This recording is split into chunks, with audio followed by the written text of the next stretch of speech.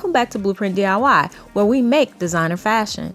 I'm Angelina, and this week, because I have the most awesome subscribers, I am doing a denim refashion.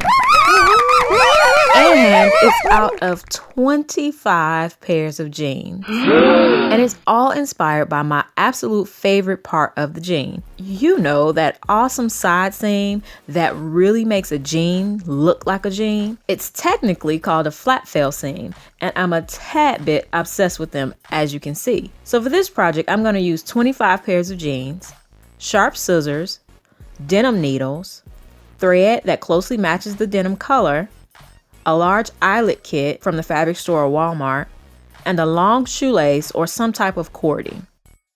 First, I'm going to cut 24 pairs of jeans at the flat fail seam where the seam folds over.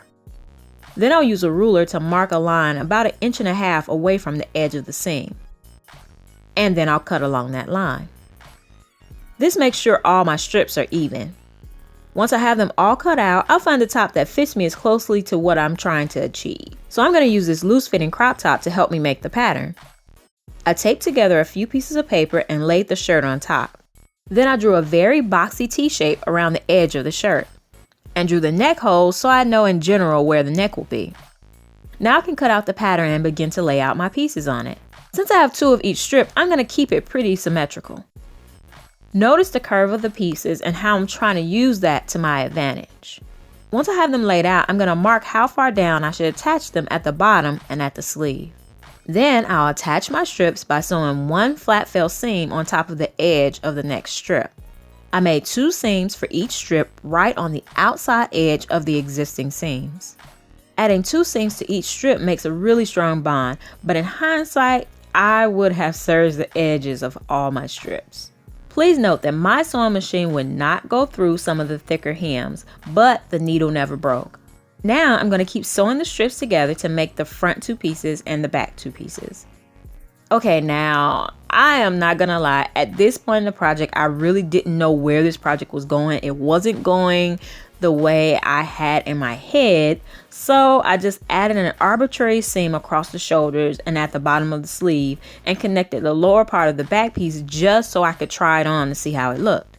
And although it wasn't turning out exactly as planned, there was definitely something quite unexpectedly beautiful happening. So I decided to go ahead and cut off the excess under the sleeve. I also connected the side by cutting another strip of denim and sewing both flat fail seams to it, butting up against each other.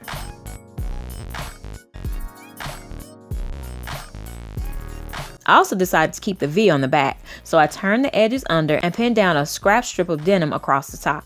Now I'll take my final pair of jeans and cut them at the flat fail seam, but I'm going to keep most of the leg on these at least for now. Next, I'll put this last pair of cut jeans around my neck to see where it should be connected to the jacket. I turned the edge of that last strip under and pinned it directly to the last pair of jeans. After a lot of adjusting and pinning, I can sew it down right on the edge. And because I decided to keep the fray on the shoulders, I sewed right up to it and back stitched it to make sure it stayed secure. Now, if I were Beyonce or Cardi B, I would certainly leave it like this because I think it's definitely very unique and definitely stage worthy. So consider this the runway version. And now I'm going to make the ready to wear version, which is the one that I'll wear out on a daily basis. So now I can cut off the excess from the shoulders and the last pair of jeans that I just sewed down. I also cut one side of the bottom of the jacket where I marked according to the pattern. Then I tried it on again and realized that I really liked the uneven bottom. So I pinned the other side to make it match and then folded it in half to cut the other side to match. After cutting the bottom edges, I went back to all the seams and restitched them to make sure they stay secure. Now, since I cut off the bottom pieces of the dark denim, I have a piece to add at the top of my triangle. So then I pinned it and sewed it down.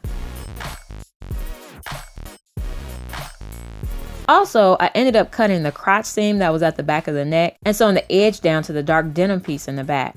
Okay, at the last minute, I decided that I wanted eyelets. Each one comes in 2 pieces. One side has a short flange at the back and the other side has a longer flange. The one with the longer flange goes on the front and the other on the back. So I always start off by laying my eyelets where I want them first. Then I make a mark in the center of each of them. Then I cut a small hole at each mark. The hole that I cut should be smaller than the eyelet hole. Then I'll take the front eyelet piece and push it through the hole and fit the back piece on the other side. Now I'll put the front side on the mold and hammer the tool against the back side. Once I did all the eyelets, I could lace a shoestring through it or even tie and fray the end of the shoelace for a bohemian look. So this is how it turned out. I absolutely love it. And without further ado, here's a few ways to style it.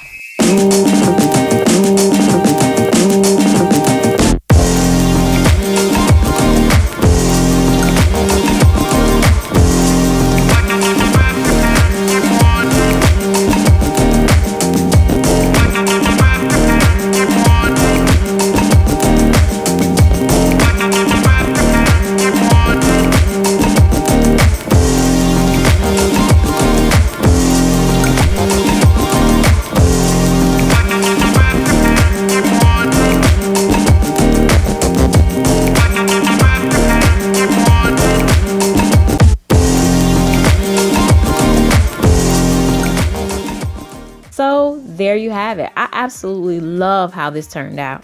Yes, it was quite a bit of effort, but it's unique and it's just my style. And I love how along the way there are so many other directions I could have taken. So if you try this project, definitely feel free to make it all your own. This is what I do when left alone with 25 pairs of old jeans. Let me know in the comments what you would do.